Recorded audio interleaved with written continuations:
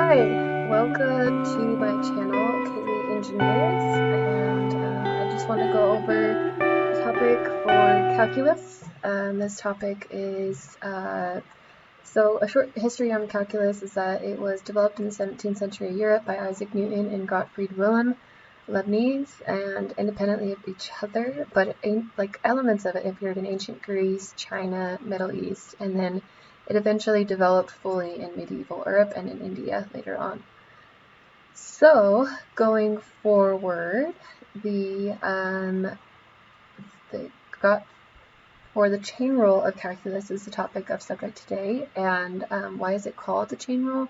It is used to take derivatives of composites of functions by chaining together their derivatives. And so essentially, composites of functions are like sine of 5x, which is the example we'll go over later. So the steps that you would go through is that you would identify that the function is nested within another function. Identify each of these functions as either f of x and g of x. You would determine which is the outer function, which is usually g of x, and take the derivative of the outer function, and then you take the derivative of the inner function f of x. Afterwards, you would multiply the outside derivative by the inside derivative. Essentially, the example that we will go over, it is the f of x is the 5 of x, and the g of x is the sine of 5 of x. And so in the example that I have in the next slide is basically, here we go. So we want to find the derivative of sine of 5 of x. So we know it's a composite function because we can't just take the derivative of sine of 5x without assuming that there is a nested function within another function. And so our g of x is the sine of 5 of x, and our f of x is 5x.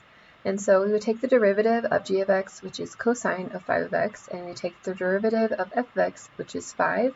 We would multiply the derivative of g of x by the derivative of f of x, which would be cosine f of 5x times 5. And then we would multiply these together to get 5 cosine 5x.